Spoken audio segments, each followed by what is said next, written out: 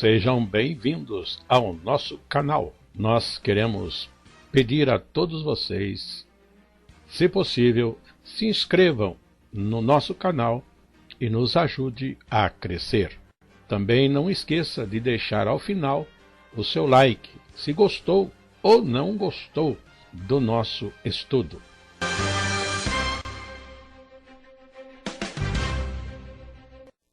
O programa a seguir é de inteira responsabilidade de seus idealizadores e apresentadores.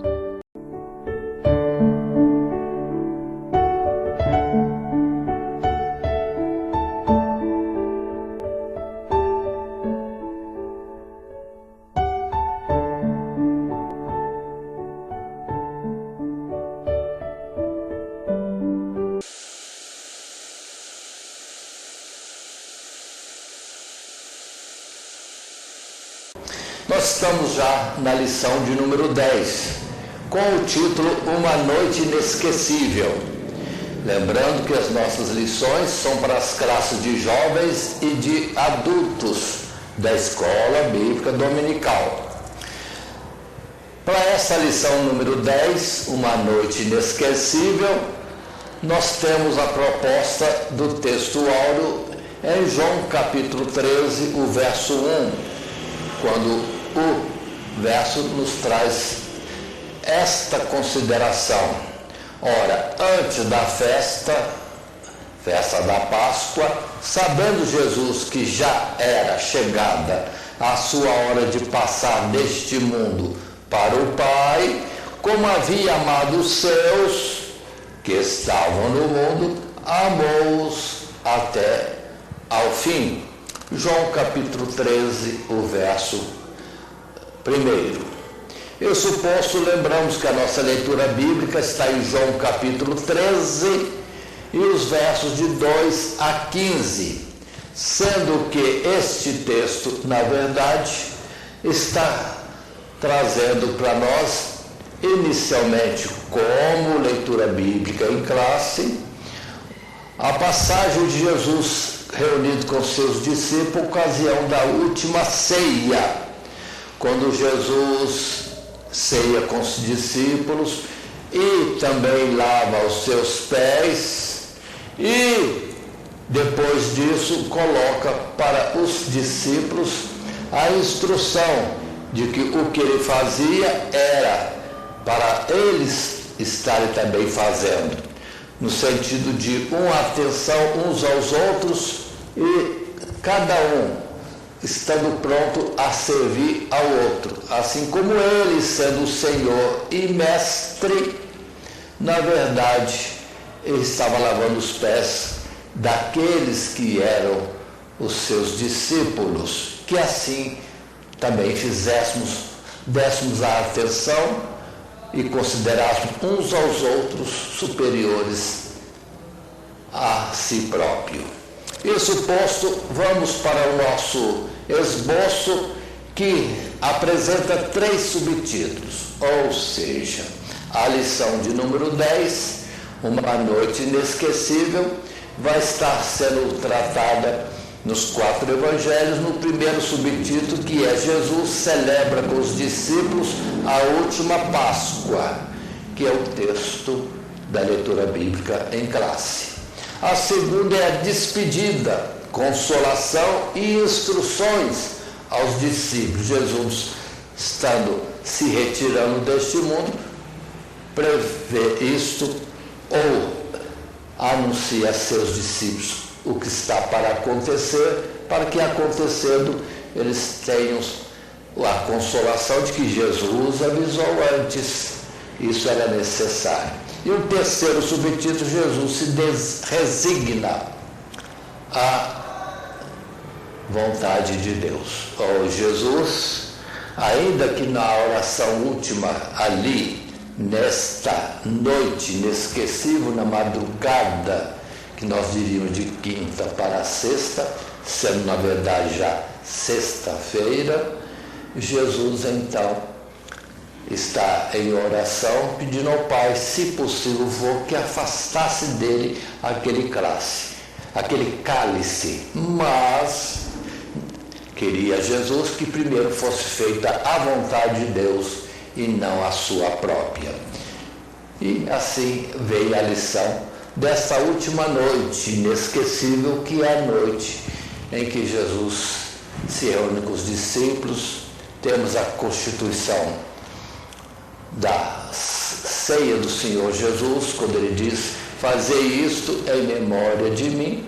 Depois ele indo com os discípulos para o Getsemane, o horto das oliveiras, e ali esteve em oração até que houve a traição de Judas. E depois Jesus indo para um julgamento sumário e, por fim, condenado à morte. Mas, na sequência, vamos ver o texto que está em tela, que é a nossa introdução, e que diz para nós: o momento mais decisivo do ministério de Jesus se aproxima e, de fato, começa a se desencadear nos acontecimentos desta última noite. Em uma última oportunidade de sentar-se à mesa com os discípulos, de conversar com eles, de responder aos seus questionamentos e de tê-los em sua companhia, o Senhor revelará o amor que teve pelos seus até ao fim, o qual lhes deixará como lição mais importante, para que pudesse, imitando o seu exemplo, reconhecer o Mestre uns dos outros. A atenção de cada um para com o próximo e não em si próprio. Como Jesus fez, deixando os céus de glória, não atentando para aquilo que seria para ele melhor, mas fazendo aquilo que seria bom para aqueles sobre os quais foi constituído como pastor, o bom pastor das nossas almas. Assim, seguindo o nosso esboço, o primeiro subtítulo é: Jesus celebra com os discípulos a última Páscoa. E aí temos um texto em tela que é o nosso primeiro parágrafo da nossa lição, nesse primeiro subtítulo. Repetindo, Jesus celebra com os discípulos a última Páscoa. Na lição anterior, Jesus havia subido a Jerusalém poucos dias antes da celebração da Páscoa judaica, visto na lição anterior, enquanto prevenia seus discípulos do que estava para acontecer.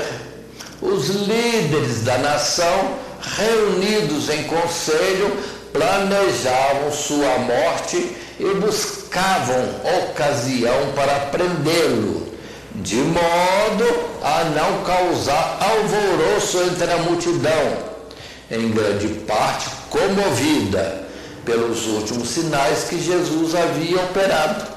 Vimos também que Judas, um dos 12, havia se apresentado perante o conselho dos anciãos com uma proposta para atrair e entregar o Mestre.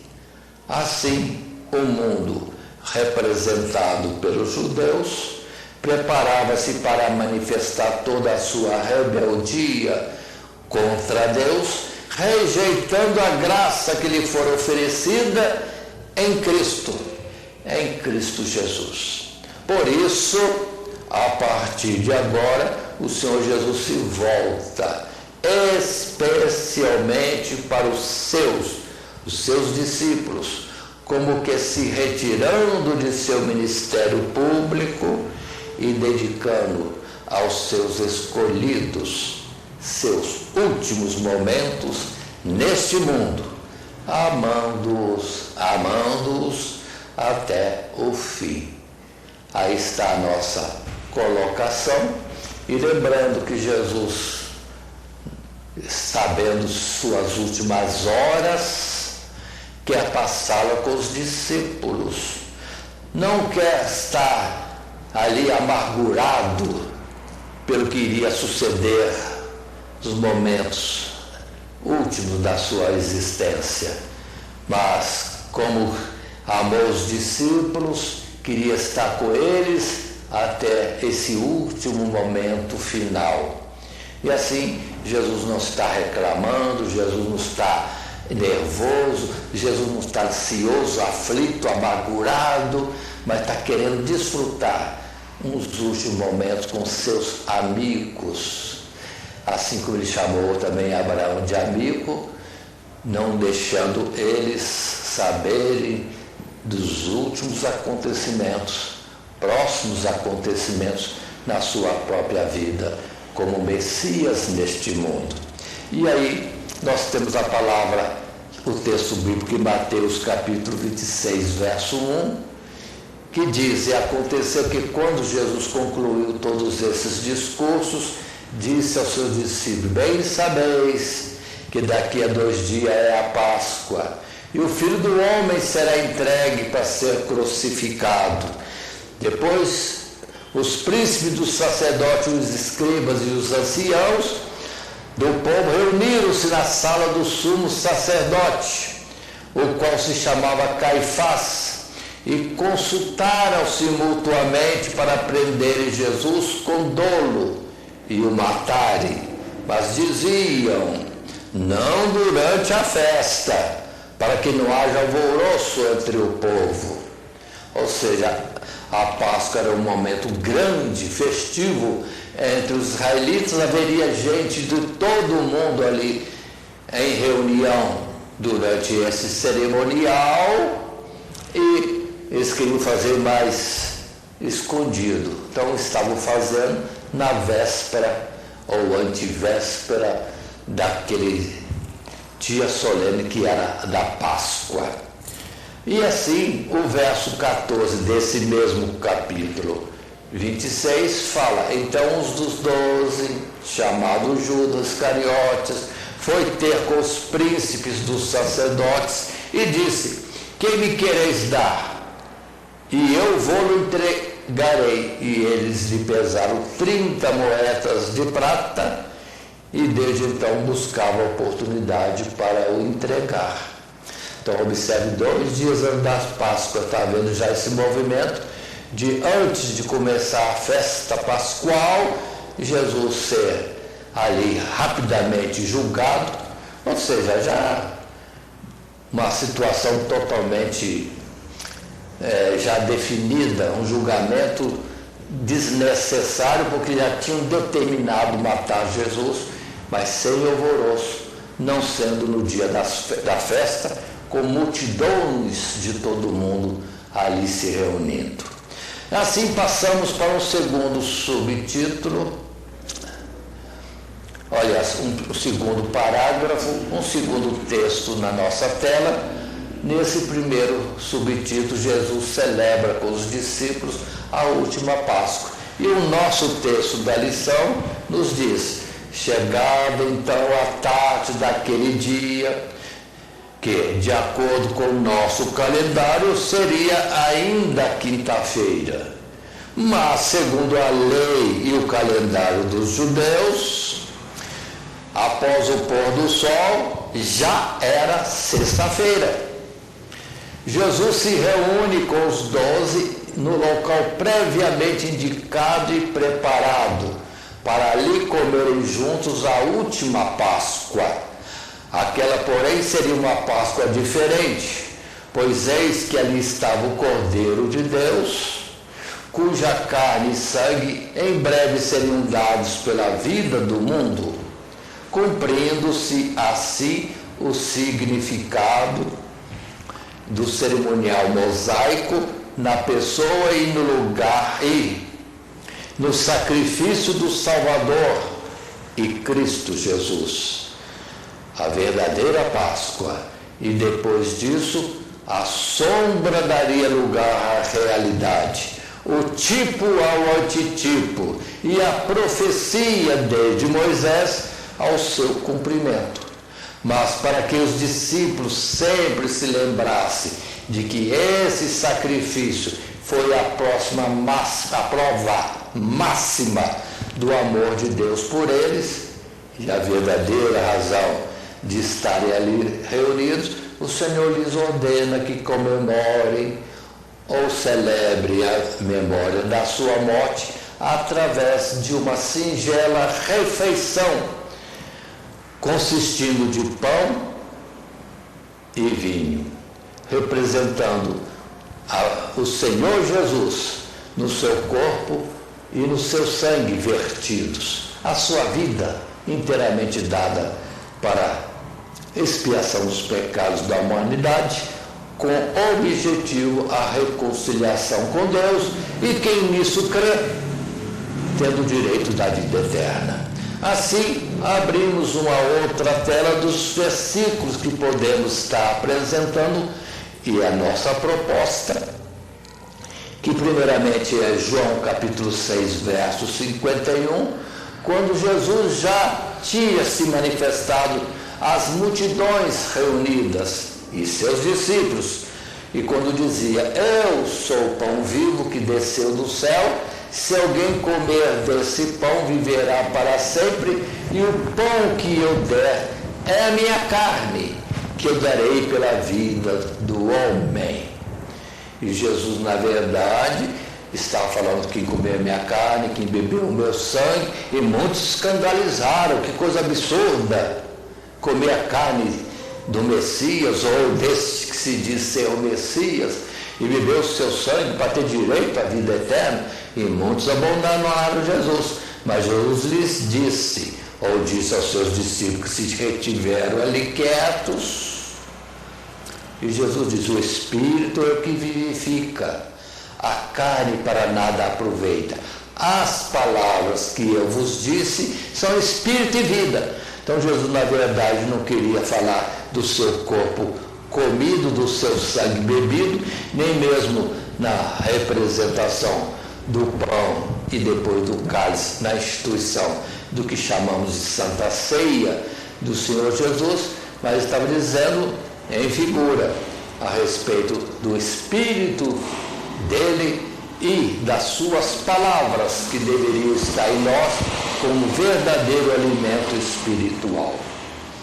Em 1 Coríntios capítulo 5, verso 7, outro texto que apresentamos, agora Paulo, falando sobre isso, diz: alimpai-vos, pois, do fermento velho, para que sejais uma nova massa, assim como estáis sem fermento, porque Cristo Jesus, nossa Páscoa, foi sacrificado por nós, pelo que façamos festas ou comemoração, não com fermento velho, nem com fermento da maldade e da malícia, mas com os asmos da sinceridade e da verdade, ou o entendimento de uma verdade grande, que Jesus dava a sua vida, deixando seu corpo rasgar, deixando seu sangue verter, para a expiação dos nossos pecados, num procedimento de justificação, de remissão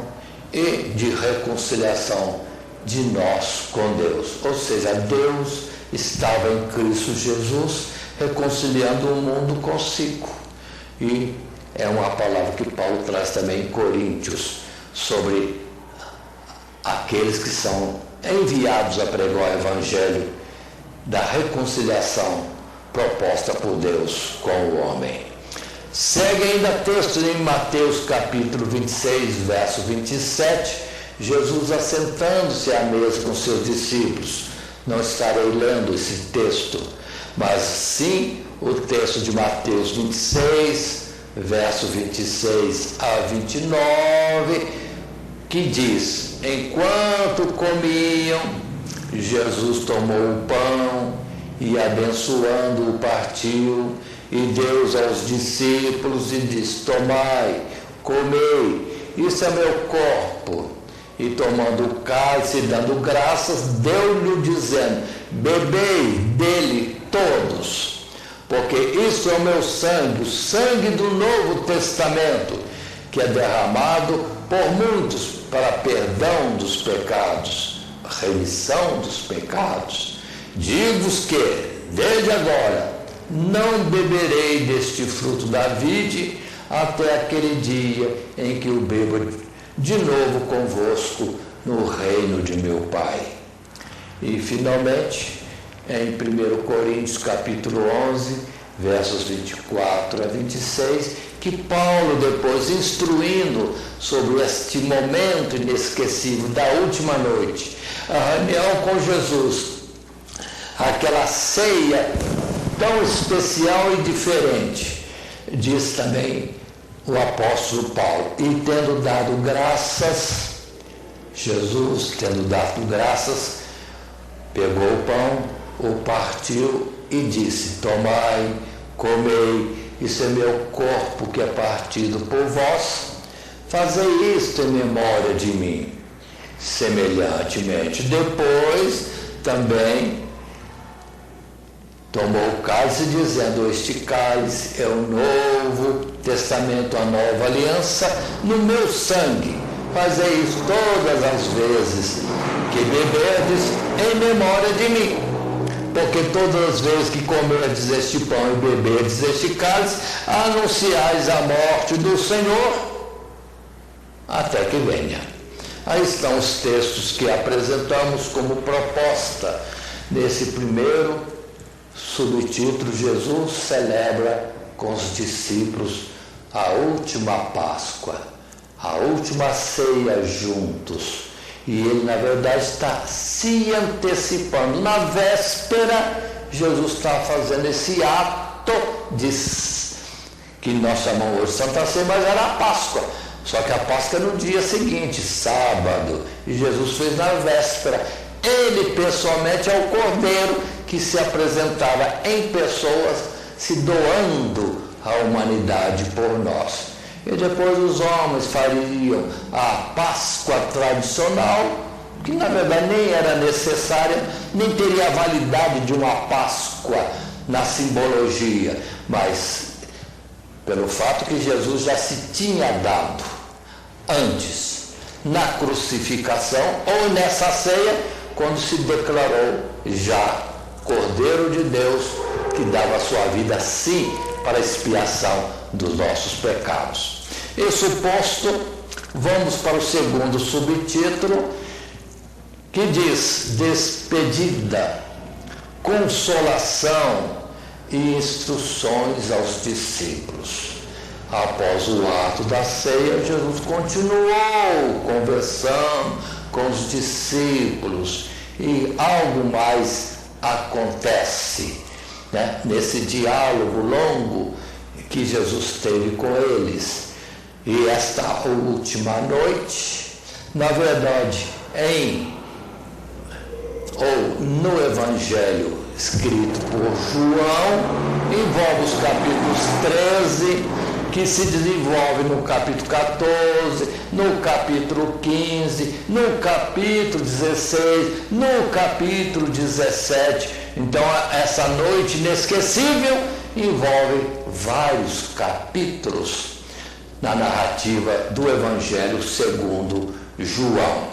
E assim passemos então ao primeiro texto em tela, correspondente ao primeiro parágrafo da nossa lição, no segundo subtítulo: despedida, consolação e instruções aos discípulos.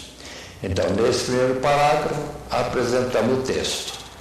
A fim de que os discípulos compreendessem a grandiosidade desse amor, pelo qual Cristo veio ao mundo para dar a sua vida por eles, e como deveriam seguir o seu exemplo, após a ceia, Jesus lhes dá uma importante lição no ato de lhes lavar os seus pés. Como ainda não compreendiam a natureza do reino dos céus, um considerando-se maior do que o outro, o Senhor Jesus mostra que veio para ser o menor do que eles, servindo-os em amor sacrificial. E somente quando crescem nisso e fizessem como ele, servindo uns aos outros pelo mesmo amor, é que eles poderiam se considerar seus verdadeiros discípulos. Aí está Jesus após a ceia, a Páscoa real antecipada na véspera do sábado, já na sexta-feira, e seguimos com conversa, ensinamentos. Nesse capítulo 13, vou repetir ainda o 14, o capítulo 15, o capítulo 16 e o capítulo 17. Então foi uma noite longa de conversa, de Jesus falar claramente, ao ponto de um dos discípulos: olha, o Senhor está falando agora claramente, o Senhor não está usando de parábolas. Jesus estava abrindo-se totalmente nesta noite inesquecível, numa última reunião com seus discípulos. E assim, vendo o texto propostos na sequência, primeiro Lucas 22, capítulo 22, os versos 24 até o verso 27. E houve também entre eles contenda sobre qual deles parecia ser o maior. E ele, Jesus, lhes disse: os reis dos gentios dominam sobre eles, e os que têm autoridade sobre eles são chamados benfeitores. Mas não sereis vós assim. Antes, o maior entre vós seja como o menor, e quem governa como quem serve. Pois qual é o maior? Quem está à mesa ou quem serve? Porventura não é quem está à mesa? Eu, porém, entre vós, sou como aquele que serve. Olha que palavra linda. Jesus mostrando, ele é o Senhor, ele é o Mestre, ele é o Filho unigênito de Deus. Mas aqui, ele estava como aquele que serve, mais do que isso, se dá para expiação dos pecados dos homens. Ele é aquele que substituiria a humanidade, os seus discípulos em particular, na hora da morte ou do julgamento, em vez de serem colocados aqueles outros como réus. Na verdade, Jesus se colocou culpado e tomando a culpa e as transgressões e iniquidades de todos os seres humanos. Mas apresentamos também o texto do capítulo 13 mesmo, da nossa leitura bíblica, no verso 21, quando se diz: tendo Jesus dito isso, turbou-se em espírito e afirmou, dizendo: na verdade vos digo que um de vós me há de trair. Então os discípulos olhavam uns para os outros, sem saberem de quem ele falava. Ora, um dos seus discípulos, aquele a quem Jesus amava, estava reclinado no seu seio. Então Simão Pedro fez sinal a este, para que perguntasse quem era aquele de quem ele, Jesus, falava. Ora, observem bem, inclinando-se ele sobre o peito, Jesus disse: Senhor, quem é? E Jesus respondeu: é aquele a quem eu der o bocado, o pedaço de pão molhado. E molhando o bocado, o deu a Judas Iscariotes, filho de Simão. E no texto outro, nós temos Jesus ainda detalhando, ou o evangelista escrevendo sobre esse momento, dizendo que após o bocado que Jesus deu ser comido por Judas Iscariotes, o diabo entrou em Judas. E Jesus então fala para Judas: o que você tem que fazer? Ou poderia ser para o próprio diabo: o que tem que fazer, faz logo. Aí Judas sai da reunião, deixa os discípulos e deixa Jesus e vai fechar o negócio, vamos dizer, ultimar aquela traição. Mas passemos à frente, agora num segundo ainda parágrafo desse nosso também segundo subtítulo, despedida, consolação, instruções de discípulos. E o nosso texto em tela agora é: partindo desta revelação crucial, o Senhor Jesus desenvolve todo o diálogo profundo que João nos relata nos capítulos 14 a 16. O clima é de despedida, embora a princípio os discípulos não entendam por quê, para onde ou como Jesus vai partir, sabendo que estão tristes em seus corações e confusos em suas palavras. O mestre os exorta a não desanimarem, pois a sua partida lhes traria maior benefício do que se permanecesse com eles daquele modo. Primeiro porque, voltando para o Pai, Jesus estaria estabelecendo em si mesmo o caminho que os próprios discípulos deviam seguir depois, para encontrarem-se e permanecerem com Ele para sempre. Jesus dava o exemplo do que fazer nessa vida até o dia de ser acolhido e depois glorificado após a ressurreição do último dia. Mas voltando ao texto, nós temos no segundo motivo, porque até lá eles não ficariam desamparados, pois o mesmo Jesus voltaria para habitar em seus corações e consolá-los pelo Espírito Santo, porque o mesmo Jesus estaria conosco, vamos acrescentar, quando disse Jesus aos seus discípulos: estarei convosco todos os dias, até a consumação dos séculos, ou noutra palavra, não vos deixarei órfãos.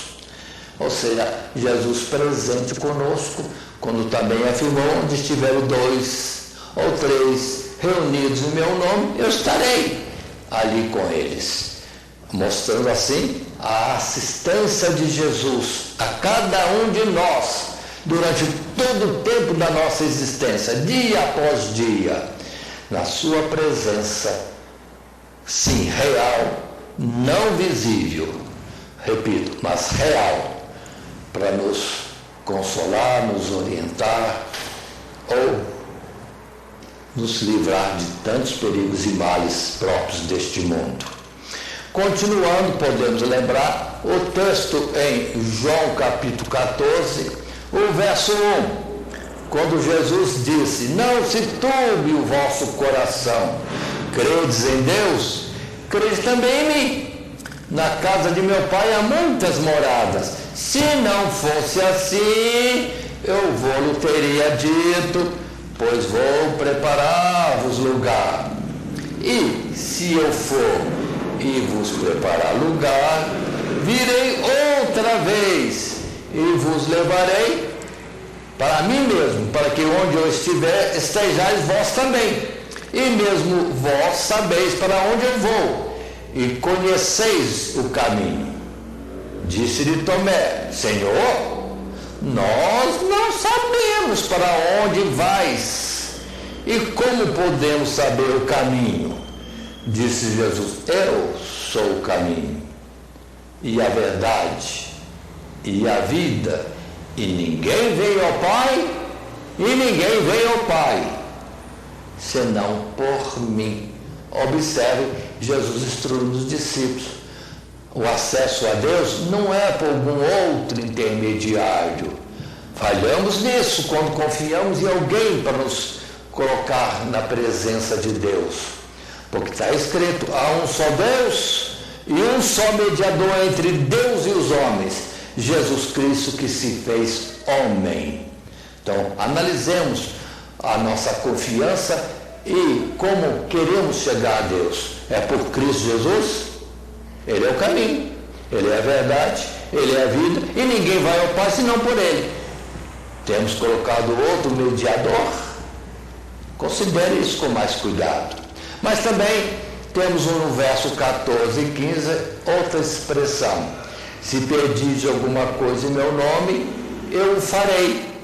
Se me amardes, guardareis os meus mandamentos, E eu rogarei ao Pai, e Ele vos dará outro Consolador, para que fique convosco para sempre.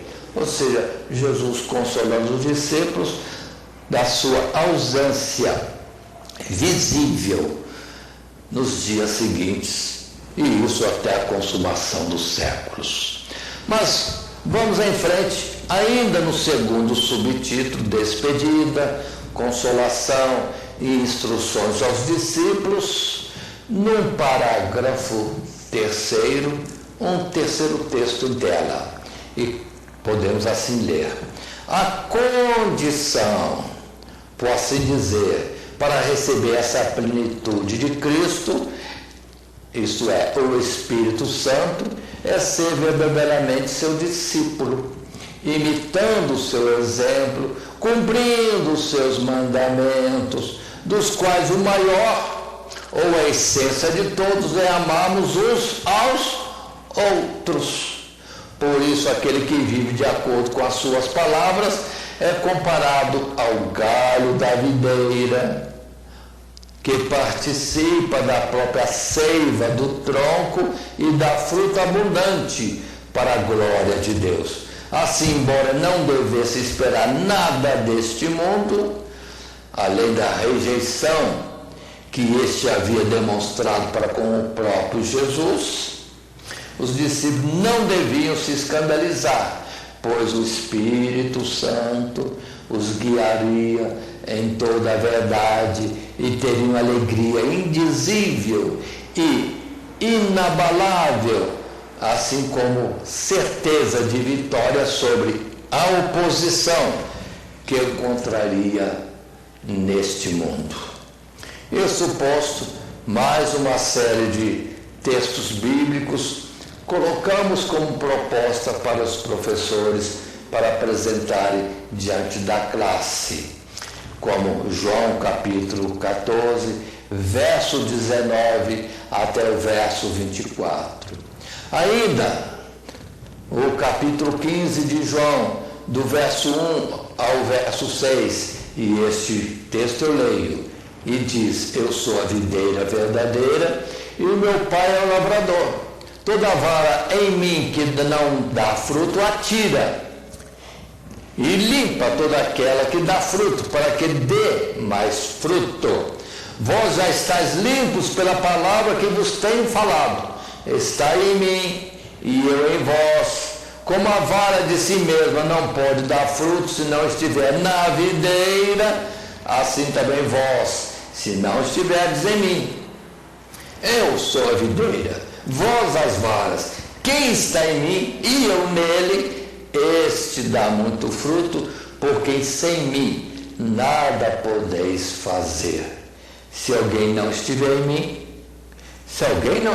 mim, aí será lançado fora como a vara, e secará, e os colhem, e lançam no fogo, e ardem, ou ali são consumidos.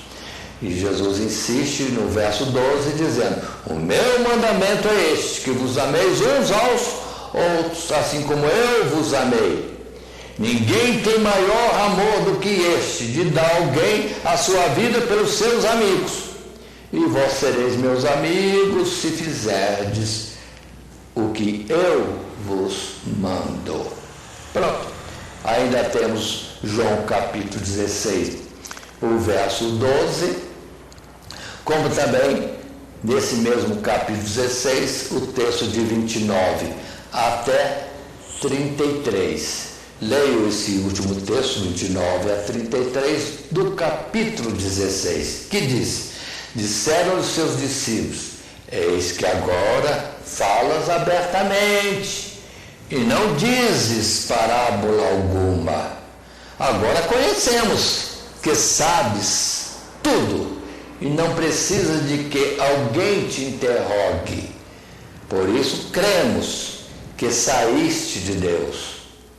Respondeu-lhes Jesus: credes agora? Eis que chega a hora, e já se aproxima, em que vós sereis dispersos, cada um para a sua casa, e me deixarei só. Mas não estou só, porque o Pai está comigo. Tenho-vos dito isto para que em mim tenhais paz. No mundo tereis aflições, mas tende bom ânimo, eu venci o mundo. Olha como que Jesus tem todo o cuidado. Ele sabia que eles passariam por uma dura prova, Jesus preso, Jesus condenado, Jesus morto. O que eles fariam? Cada um correndo para a sua casa. Iam se ocultar. Não queriam dar mais, vamos dizer assim, o ar da sua presença, com medo. Mas Jesus disse, eu estou sabendo antes, mas tem dia bom ânimo. No mundo é cheio de aflição, mas eu estou vencendo o mundo. E depois nós vemos os discípulos, sim, desamparando Jesus. Acabaram de dizer que agora Jesus estava se declarando de uma forma muito clara, eles estavam entendendo, mas ao mesmo tempo Jesus, mas vocês vão me deixar sozinho. Mas Jesus não os acusava e dizia assim, não para pressioná-los, mas para dizer a eles, eu sei que acontecerá isso, mas não estou imputando falta alguma. É um momento difícil. Mas depois eles estão prontos a seguir na propagação do Evangelho e prontos a permanecer fiéis a Jesus, até mesmo diante de uma morte. Mas continuando a nossa lição, entramos agora no terceiro subtítulo.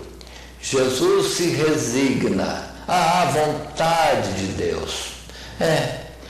Na última oração, ou últimas orações de Jesus, ali com seus discípulos e ali no Getsêmani, ou chamado Horto das Oliveiras, Jesus em agonia, suando até gotas de sangue, na expectação terrível do que lhe iria suceder, porque ele sabia de tudo. Aí Jesus pede ao Pai, se possível for, afaste de mim este cálice. E isso 3 vezes. Mas por último Jesus muda a oração e diz para o Pai fazer não aquilo que ele pedia, mas sim que fosse feita a vontade do Pai. E Jesus levanta-se da oração sabendo que o Pai iria continuar com o projeto desde a eternidade trabalhado de que Jesus seria o Cordeiro dele, de Deus, que iria dar sua vida em resgate da nossa alma. Então, Jesus aceitou o plano do Pai, ainda que lhe custaria muito isso. A morte, as trevas da morte, o estar sendo acusado e pagando por pecados que ele não cometeu, mas em lugar dos que o cometeram. Todos nós, toda a humanidade, toda a obra criada por Deus, mas ele aceitou esse plano. E o orar de Jesus, nesse sentido, nem era mesmo ele querendo que o Pai desistisse do plano, era mostrar para nós que isso não foi deixado de ser cogitado lá atrás, numa antiguidade, lá para trás, num princípio, sei lá quando, de uma eternidade, em que Pai e Filho tratavam do projeto da criação e salvação de um povo que moraria com Deus eternamente nos lugares celestiais. Assim, Jesus não estava apresentando uma suposta desistência, porque isso já foi cogitado.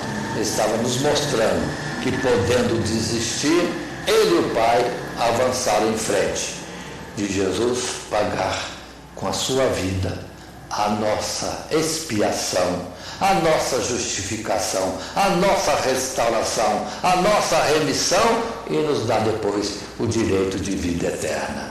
E assim vem um primeiro texto em tela correspondente ao nosso primeiro parágrafo desse terceiro subtítulo. Jesus se resigna à vontade de Deus. E o escrito é: João registra ainda, na sequência das instruções que acabamos de analisar, uma oração final de Jesus em presença de seus discípulos, na qual primeiramente expressa sua confiança e consolação na promessa do Pai, sabendo que, tendo cumprido toda a vontade de Deus, podia contemplar, para além de todas as dores e da própria morte, a glória que lhe estava reservada.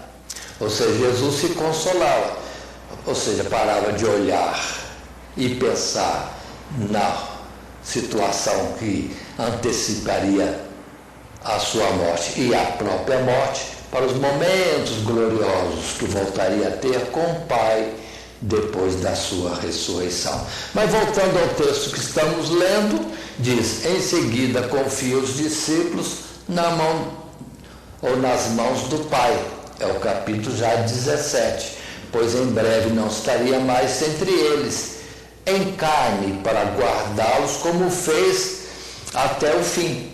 Mas, depois que deixasse este mundo, como havia prometido antes, rogaria ao Pai para que o Consolador fosse enviado, e através do Espírito Santo os discípulos teriam plena alegria na certeza de que são amados por Deus e que Cristo vive neles.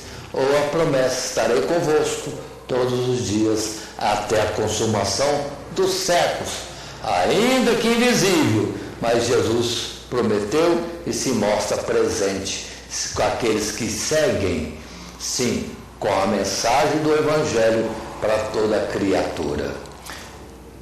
Esses, sim, dando sequência ao projeto de Deus de anunciar a oportunidade de uma reconciliação com Deus através do sacrifício de Cristo Jesus.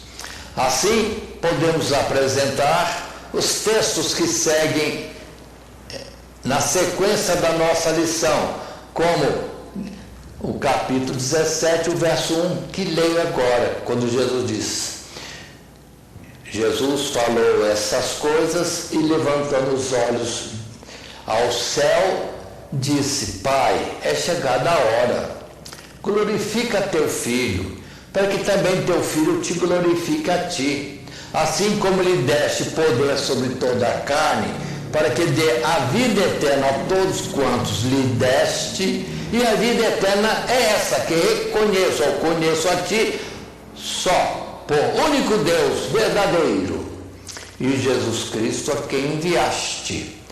Eu glorifiquei-te na terra, tendo consumado a obra que me deste a fazer. E agora glorifica-me tu, ó Pai, junto de ti mesmo, com aquela glória que tinha contigo antes que o mundo existisse. Ainda no capítulo 17, verso 11 até o verso 12, Jesus outra vez intercede pelos seus discípulos, ou por aqueles que seriam seus discípulos nesses 2000 anos até agora, e que prolongará até quando ele retornar para a restauração no último dia. E assim o verso 11 diz: eu já não estou mais no mundo, mas eles estão no mundo, e eu vou para ti, Pai Santo. Guarda em teu nome aqueles que me deste, para que sejam um, assim como nós. Estando eu com eles no mundo, guardava-os em teu nome. Tenho guardado aqueles que tu me deste, nenhum deles se perdeu, senão o filho da perdição, para que a Escritura se cumprisse. Ou seja, Jesus guardou os seus e só se perdeu aquele chamado Judas Iscariotes. E também isso era cumprimento das Escrituras. Depois segue ainda em João 17 o texto do verso 13 até 19, e depois o texto de 20, verso 20, até o verso 26, quando continua Jesus intercedendo pelos seus discípulos. Santifica-os na tua palavra, a tua palavra é a verdade. Muito bem, isso posto, vamos para um segundo parágrafo, ainda nesse subtítulo segundo, aliás, terceiro, Jesus resigna a vontade de Deus, e o texto agora nos diz: após isto, Jesus e os discípulos partem em direção ao Monte das Oliveiras, onde, em meio às árvores do jardim do Getsêmani, o Senhor Jesus se põe a orar intensamente. Os sinóticos registram as poucas, mas fortes palavras com que Cristo expressa a agonia de que havia sido tomado naquele momento, a ponto de suar gotas de sangue, e pediu ao Pai que, se possível, passasse de si aquele cálice. Depois, submetendo-se à vontade do Pai, ele então volta para os discípulos, consolado e preparado para enfrentar a traição, os vitupérios, os sofrimentos e a própria morte. E acrescentemos nisso a dor da injustiça dele vir com o propósito de dar o bem eterno e os homens não o receberem, mas antes se oporem ao ponto de querer matá-lo sem causa alguma. Somente movimento, uma propaganda, ou não querer se submeter à vontade de Deus. Sim, uma verdadeira rebeldia da criação contra o seu Criador.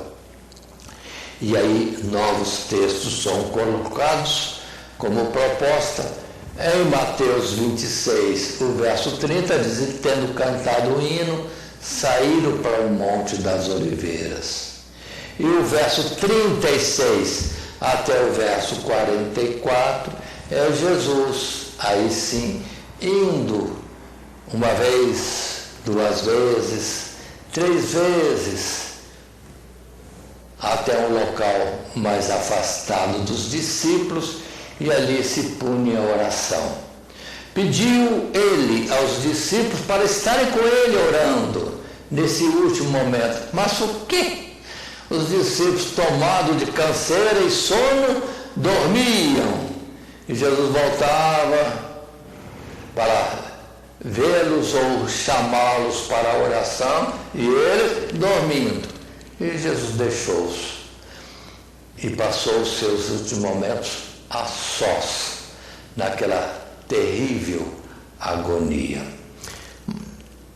E isso, repito, uma vez, duas vezes e três vezes. Mas temos o texto de Lucas, capítulo 22, verso 42 a 44, que repete a mesma coisa. Jesus intercedendo ao Pai, mas resignados: não seja feita a minha vontade, mas o propósito que tratamos naquele tempo que eu estava contigo. Ou seja, seja feita a tua vontade, que em mim se cumpra a redenção, a remissão, a expiação dos pecados da humanidade, e se alcance o objetivo principal, que é a reconciliação da criatura com seu Criador. E em Hebreus capítulo 5, verso 7, o escritor de Hebreus volta a esse momento difícil, derradeiro de Jesus antes da paixão e morte, quando o verso 7 nos diz: o qual Jesus, nos dias da sua carne, ou vivendo em carne, como nós e entre nós, oferecendo com grande clamor e lágrimas, orações e súplicas ao que o podia livrar da morte, foi ouvido quanto ao que temia. Ainda que era filho, aprendeu a obediência por aquilo que padeceu. Pronto. E na oração e na determinação final de que faça-se a vontade do Pai e não a minha, Jesus foi, sim, decidido para o momento terrível da paixão e morte. Oh, morte vergonhosa, injusta, que homens ingratos não consideraram que nele não havia culpa e que ele só trouxe bem para todos quantos passaram por ele, nas muitas curas, nas muitas libertações e na proposta de uma vida eterna. Isso posto, estamos concluindo a nossa lição. Observem que o texto é longo, capítulos 13 a 17. Entretanto, estamos aqui apresentando um breve resumo desse dia ou noite, melhor dizendo, última de Jesus com seus discípulos antes da sua paixão e morte. E num texto de conclusão, podemos estar lendo, é chegada a hora da qual o Senhor Jesus havia falado diversas vezes ao longo do seu ministério, e para a qual hora, até o fim, cuidou para que seus discípulos estivessem preparados. Os eventos que estudamos nesta lição revelam o amor supremo e indizível do Salvador pelos seus, por nós, enfim, amor do qual ele deu a maior prova ao entregar sua própria vida na cruz. Se considerarmos outros textos escritos por Paulo ou pelo escritor de Hebreus, nós vamos ver que foi grande a prova de amor de Deus, que não é só morrer por nós, para que nós não tivéssemos a morte eterna, mas antes da reconciliação com Deus, no perdão dos pecados, que Ele estaria, assim, fazendo esse substituto nosso na morte, pelas nossas culpas. Mas no fato de que nós não éramos amigos de Deus e de Jesus, nem conhecíamos a Deus e nem a Jesus. Entretanto, se programa e se coloca como Cordeiro de Deus para morrer por nós, sendo nós pecadores, sendo real o fato de nós não conhecermos a Ele e de nós estarmos à vontade em nossos pecados e ofensas, como se não existisse Deus. Mas Ele morreu, vamos dizer assim, apesar de toda a nossa miséria, para depois apresentar a morte, o pagamento pelos nossos pecados já está feito, e agora é só vocês aceitarem esse projeto de expiação de pecados e de reconciliação com Deus.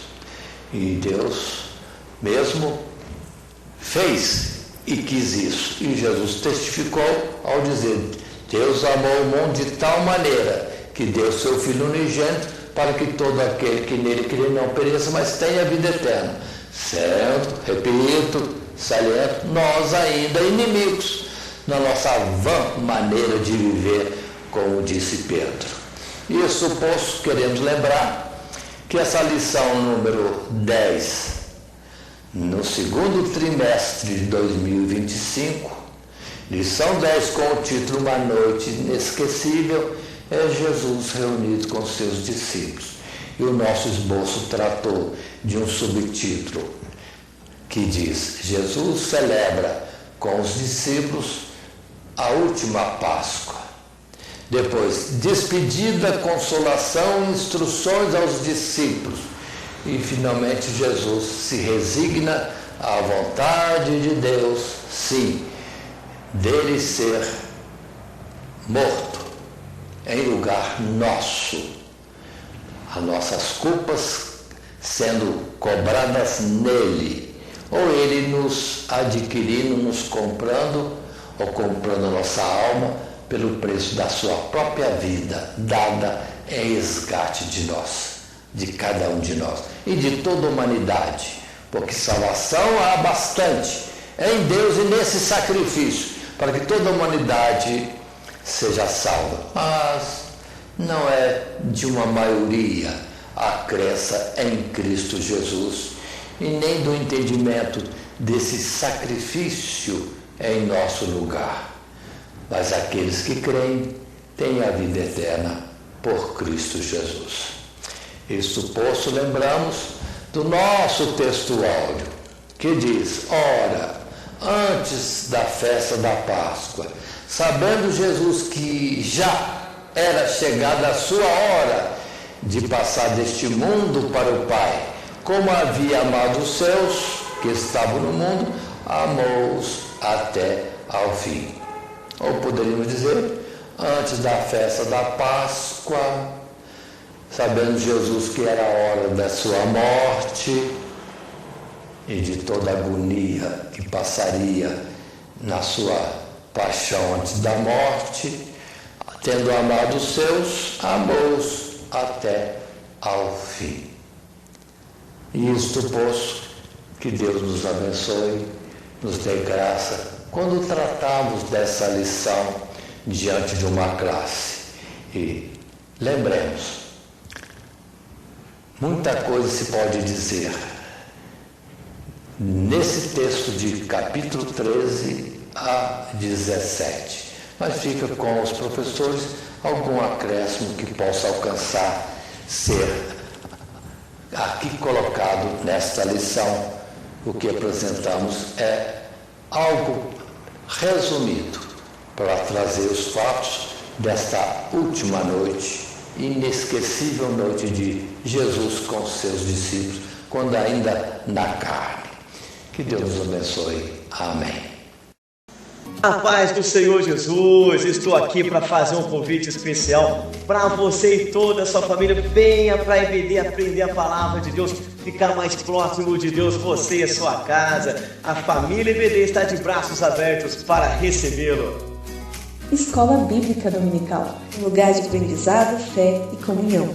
Aqui, cada geração descobre mais sobre a palavra de Deus. Os adultos têm um estudo aprofundado das Escrituras, refletindo sobre os princípios bíblicos e sua aplicação na vida cristã, fortalecendo assim a fé e a comunhão. Os jovens aprendem a palavra e como aplicá-la no seu dia a dia, descobrindo valores que guiam suas escolhas e a sua caminhada na fé. Os adolescentes encontram um espaço seguro para tirar dúvidas, compartilhar experiências e crescer espiritualmente com base nos ensinamentos bíblicos. Os juniores aprendem a palavra de Deus através da leitura, memorização e atividades interativas que despertam a curiosidade pela fé. Aqui, os pequenos aprendem sobre Jesus com brincadeiras, músicas e atividades lúdicas que tornam a Bíblia viva para eles. Até os bebês aprendem a palavra de forma adaptada ao seu entendimento, em um ambiente seguro e acolhedor. Cada sala é cuidadosamente estruturada para atender cada faixa etária, garantindo um ensino bíblico de qualidade e um ambiente acolhedor para toda a família. Aqui, sua fé se fortalece e sua família cresce em comunhão. Todos os domingos, às 9 horas da manhã, Escola Bíblica Dominical. Primeiramente, quero agradecer a todos que sintonizam o nosso canal. Canal voltado principalmente à transmissão, à divulgação da Palavra de Deus. E ao encerrar o estudo desta noite, eu quero pedir a todos vocês, os que ainda não são inscritos em nosso canal, se inscrevam. Se inscreva. Logo aí embaixo está aí a palavra inscreva-se. Clica nela. Somente isso. Se o estudo desta noite foi do teu agrado, você gostou, você concordou, clica aí no gostei. Gostei. Se você não gostou, é um direito seu. É um direito seu não gostar. Mas você pode manifestar isto. Para nós será importante isso. saber que alguém não gostou. Clique no não gostei. Fácil. Não vai identificar você, nada. Simplesmente você vai expressar a sua opinião. Gostei, dedão para cima. Não gostei, dedão para baixo. E também pode, se você acha interessante compartilhar com seus amigos, compartilhe o nosso trabalho. Compartilhe. Aí embaixo, compartilhe. Você pode compartilhar no YouTube, pode compartilhar no Instagram, pode compartilhar no Facebook, pode compartilhar no Messenger, no WhatsApp. Vai simplesmente nos ajudar a crescer. Porque o nosso objetivo não é financeiro. Não é financeiro. Pode ver que os nossos trabalhos são todos sem fins lucrativos. Coopere conosco. Nos ajude. Temos também os nossos blogs, a nossa emissora na web, Rádio Net Grata Nova. Tudo isso você encontra aí embaixo na descrição do nosso vídeo, do nosso estudo. Dá uma olhada, todos os endereços estão aí, junto à descrição dos nossos estudos. E eu agradeço, primeiramente a Deus, por tudo que Deus tem feito nesses anos que nós estamos trabalhando na internet. E a você, que toda semana entra no nosso canal. Deus te abençoe. Todo dia, toda hora, muito mais prazer em ouvir. Radionet Grata Nova. Web Rádio, a qualidade que faz a diferença, cada vez mais necessária. Rede Grata Nova de Evangelização. Acesse nosso site www.horadadecisão.com.br. Hora da Decisão, tudo junto, sem acento.